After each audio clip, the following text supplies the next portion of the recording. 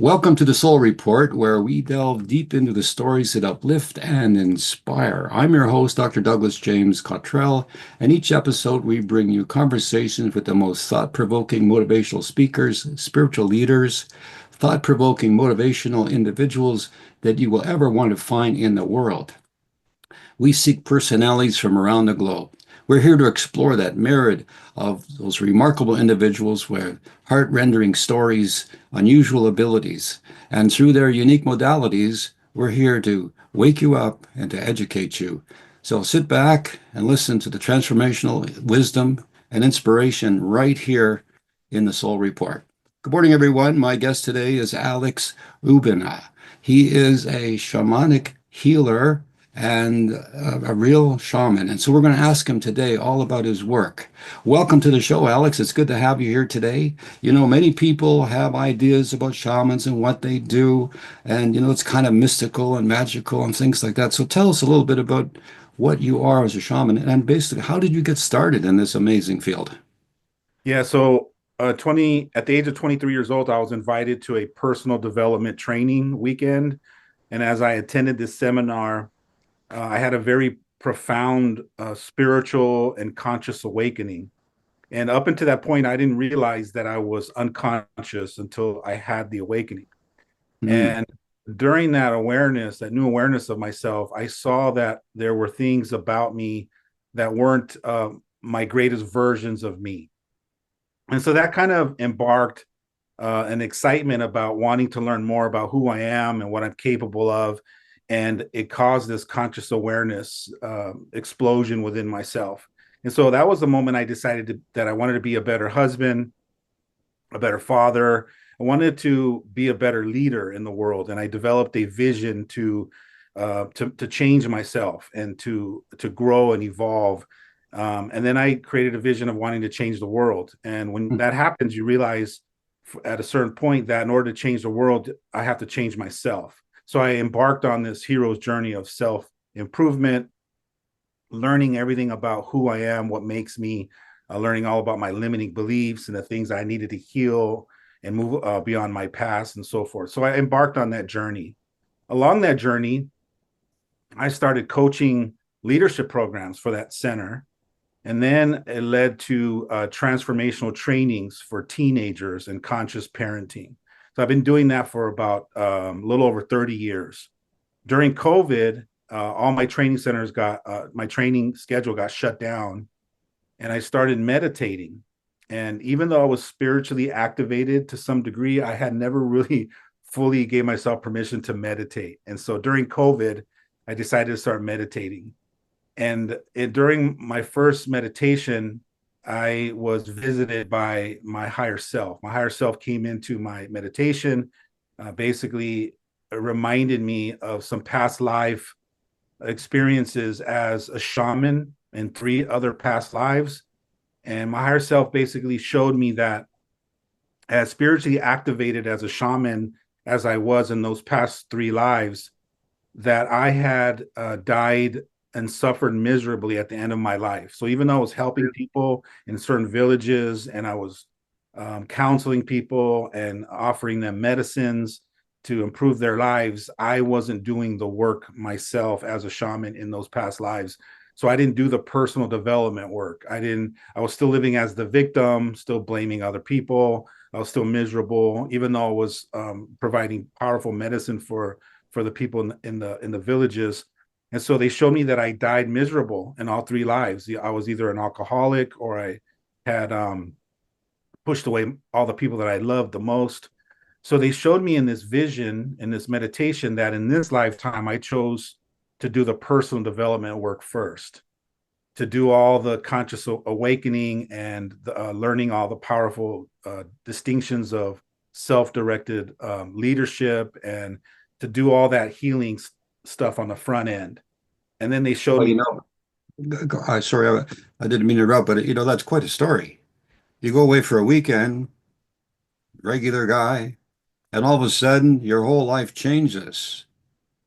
In my podcast, we call it the wake up. This is what I think happened in a spiritual wake up. And from that, you obviously had the wherewithal to investigate further. to go the next step. And then COVID being what it was, gave everybody a quote unquote timeout in life, and people started reevaluating what they're doing. And then you took another step. You went another octave up and started to get into deep states of meditation. I mean, everybody listening is going to say, first of all, we're going to get to that painting behind you at some time before the end of the show, because that's very powerful.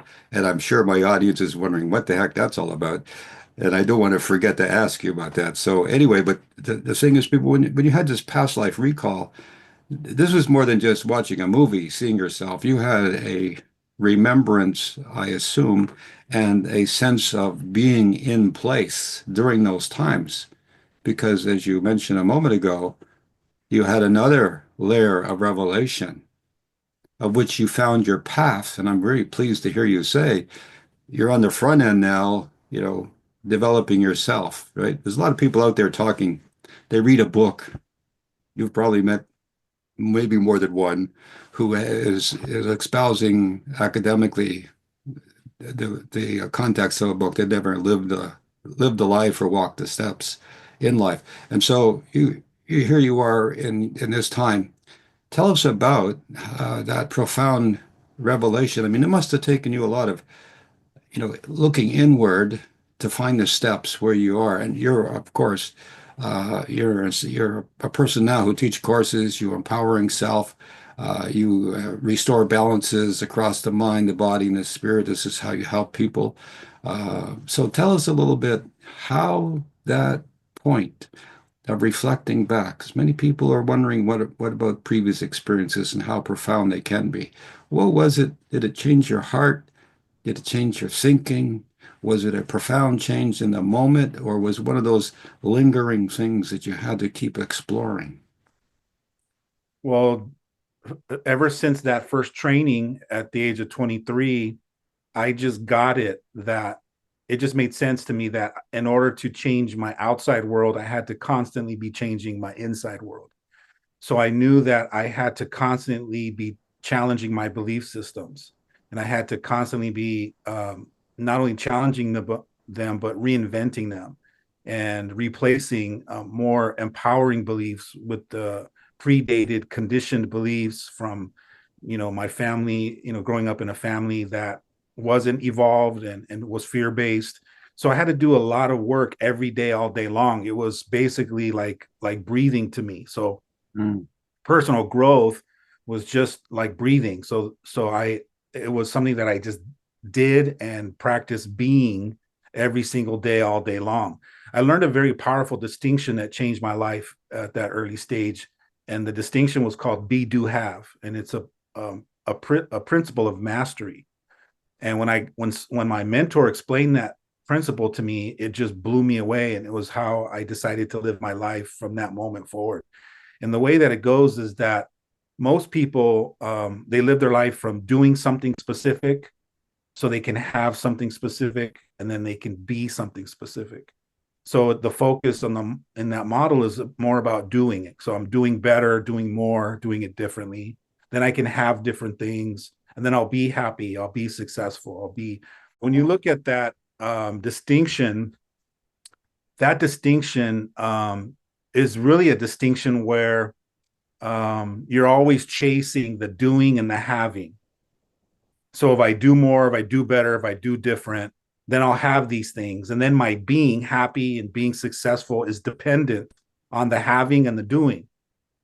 And so if you follow that model, then your happiness, your joy, your excitement, your freedom, your peace is always codependent on having something specific, the money, the success, and then I have to be doing something specifically all the time to be having those different experiences.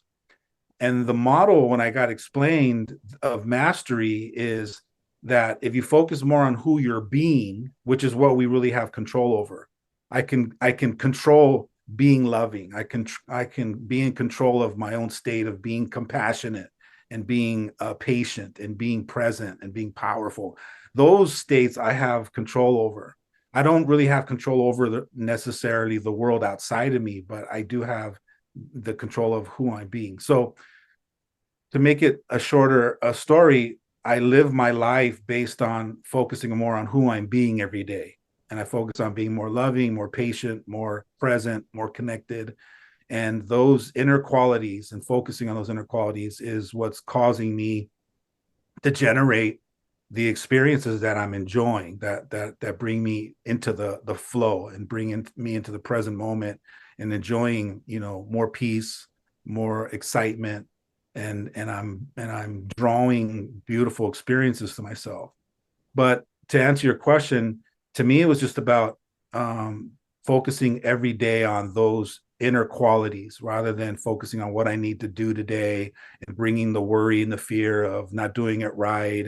And it just eliminates the psychoanalyzing all the decisions I've made and just, centering myself and grounding myself and focusing on the things that I can control, which is my own state of being.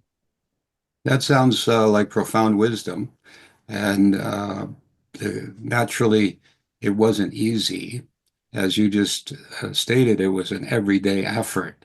So I'm sure you might have slipped every now and then and maybe did some things that, that weren't in harmony, but then you bring yourself back. But uh, we all do that. And I'm trying to anticipate people who are listening to your words right now to say, oh, it's easy for him to say. And I'm going to say, no, it wasn't easy for him to say. You had to live this. And the secret is every day applying it. So that original change in your path that put you back on the path, that was a pretty profound awakening because it gave you tenacity to continue. As I'm listening to your words, I'm seeing images in my mind of you struggling, thinking things through, asking yourself this way or that way, but always bouncing up or coming to that equilibrium point of putting out. I like your analogy. The money and all these other things materialistically don't make it in the end. They're all temporal. But say it again, you were there with that inward journey. What would be a phrase? I like the phrase about choosing to be who you are and then acting it out, and those things make you happy. Because we don't have any control over our reputation. Everybody's worried what other people think. A long time ago, I was told you don't have any control over your reputation, but your character, you have complete control in the here and now. And I think that's sort of what you just said. Yeah. So what I teach a lot of my clients in my coaching practice is a very powerful universal law, and that's the distinction of control. I Hmm. don't think that many human beings understand fully the distinction that we don't have control over the things that we think we do. It's an illusion. The only real control that any human being has is everything within myself, my thoughts, my choices, my actions, my feelings, and everything outside of you, you really have no control over. You've never had it. It's been an illusion. So once you fully understand that nothing outside of you have control over, then it frees you up to just focus on the things that you do have control, which is everything within myself. When you get to So that now, state, then it frees you up to be able to realize how to access your own interpersonal power to influence the outside results. So a lot of times in my coaching sessions, I basically tell my clients personal power to me is perspective shifting because it's the only thing that you have control over is the power to perceive it a different way. So I teach my clients when I coach them basically how to be a perception machine, and I say whoever can learn how to create the most perceptions in each new moment wins the game. So because certain things happen in life, right? A scenario or an event happens in your life, the person who can create 10, 20, 100, 1,000 different more empowering perceptions of how to perceive that event and create a reality that's more empowering rather than disempowering, basically can now create the results and the experiences that go along with that empowering interpretation. So for me, it's really about learning how to master yourself, because when you master yourself, then you're able to be in mastery of all of your experiences and how the world unfolds in your favor. well, I like one of the lines in your press kit where it says, uh, the truth is you are your own medicine. I'm paraphrasing here because it says he is the medicine. And I like the line about energy alchemist. Uh, Tell us some more about that. I guess it's along the same lines what you've just been saying. Yeah. So as I had this awakening during COVID, and my higher self showed me in this meditation that I'm reclaiming the shamanic journey for the, I think, fourth time, that I chose to have the personal development foundation first. And then in my 50s, I would reclaim the shamanic path. And so since COVID, I've been remembering my shamanic roots and remembering how to support myself, my family, and humanity with energy and the spirit world. Because as a shaman, our job is to go into the spirit world and support people that don't remember yet. So I go into the spirit world and make some adjustments. I make manipulations with energy. And if you know anything about energy, the universal law is that God created energy, and energy cannot be recreated, created, or destroyed, but it can be transformed. So you can transform energy from one form to another. So within the last year or so, I've had a very profound, we're going to call it an indoctrination. Is that right? I got I'd say initiation. there you go. I like that. I got initiated and gifted with the ability to transmute energy. And during a Kundalini activation about a year ago, last March, my ancestors showed up in that vision that I had on that laying on that floor, and they basically activated me with the ability to scan people's energy body Hmm. and detect any negative low vibrational frequencies in the energy body that's causing mental, emotional, psychological, or physical ailments or suffering. And then they showed me that I would discover the ability to transmute that energy back to love. And they showed me that if and when I did that in partnership with that person, that person has the ability now to heal themselves. Wow. So that's the energy alchemy that comes into play, is that what I'm doing is I'm transmuting energy from one form to another in the energy body so that it helps them heal. Kind of makes sense. It's kind of like you're healing them on the soul level from a certain perspective, but you're getting right into, I guess, that inner world. Is that what shamans do? They are on those other, I'm going to say, invisible planes, at least to us down here in the world. So is that where you work most of the time? And I'm kind of listening to you, and you're describing them like old hats. You've been there every day. You know what you're doing.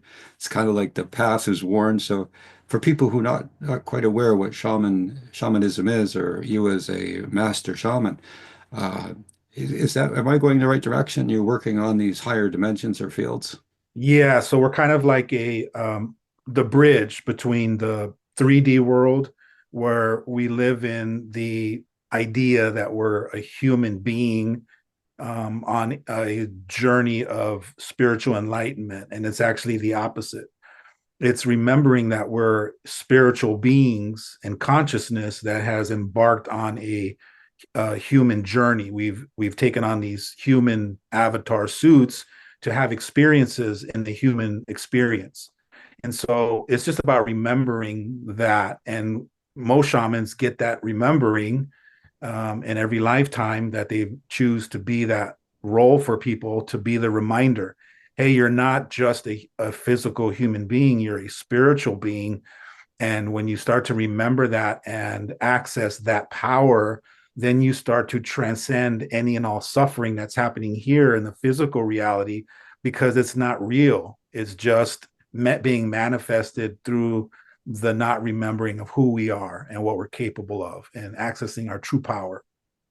Have you ever met some, I'm going to call them square-headed people, meaning they're so stubborn, you got to drag them kicking and screaming to their own benefit, or on that shamanic field, you're able to remove whatever blocks or difficulties they're having? You know what's a weird experience is that I don't draw those people to me. Once you learn about Ah, frequencies and the vibrational frequency that I'm vibrating at now, I just don't draw those people to me. So it just, I'm sure you're aware of it, right? At a certain point, you stop attracting people that don't believe anymore, or people that are haters, or people that are have an opinion, or they want to challenge you. All of that at a certain point in your journey, it starts to die out because your frequency is so high that those people are they're repelled by you anyways. So they won't even step your way. They won't challenge you. They it's weird. It's a weird experience. I just stopped drawing people to me like that probably about 15 years ago. But Well, every that's a but every year, as I raise my vibrational frequency and start remembering more, the more I share, the more I indulge, I'm only attracting those people that resonate with that because that's what they need at this time. that's a really good explanation. That the other way around is that you attract people only that you can help. So that's a very good answer. That's Uh, right.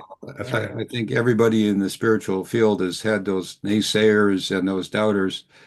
I always, when an atheist comes up to me and tells me there's no such thing as God, and they're adamant, and they're, whether I'm at a public event or speaking or something, and I say to myself, wow, look at this. He's really, or he or she is really asking me to convince them that there really is God. That's why they're in such denial. I And love those. I love and I used yeah, to love when those people would come up to me because it gave me an opportunity to learn how to still plant a seed in a very loving way. And so I went through a stage I remember where when people would come up and challenge me with certain things, or let's say someone came up and said that there's no God, there was a phase where I would let people be right. And I would say, you know what, you're right, there isn't. And and then I would walk away. And then if I had them come back there and they would say, why did you say that to me? And I would say, because you're right. You get to be right based on what you believe. And that's what God is. It's unconditional love. And unconditional love means, you have the ability to choose your own path. And so if you believe there is no God, God loves you that much, that unconditional, that you get to be right about however you choose to perceive your world so you can have those experiences. And that's to me what God is. And then they're sitting there just staring at me going, so it every time you get those people, the naysayers, to me, it was just an opportunity to learn how to still plant a seed, to still make a difference in a way that they probably never heard someone else say it to them or display it to them like that before. So to me, I saw them all as opportunities to yeah. make a Well, difference in a different it, way. Right? to me, my intuition is like that's why they came. You Exactly. Exactly. you put the key in the lock and gave it a little turn, and That's then right. went home and spent all night looking up things trying to prove you wrong, and then we're That's confused right. more and That's more. right. That's right. That's And I think also too, for me on this journey, I'm starting to remember more and more about soul contracts. And I keep remembering and being reminded that every human being that we interact with is all a soul contract. And that hmm we made these contracts and agreements before we were born. Hey, you're going to be my mom and you're going to be my dad. And my dad, you're going to be an alcoholic. And mom, you're going to, not give me attention and love. And we're going to play our roles so that I can learn and remember and have experiences. So if we made those agreements and that person comes up to me challenging me, then it must have been an agreement. They're playing their role out that we agreed before I was even born. So I'm always trying to figure out, like, why would I cause you to come into my life at this time to demand certain things or questioning, So if you just remember and get to those stages that everything is sacred and all moments are golden, and in the soul agreements, those people, you had agreements with them to show up in your life at that time to learn something about yourself. Let's hold that side. We're going to take a short break. We'll be right back.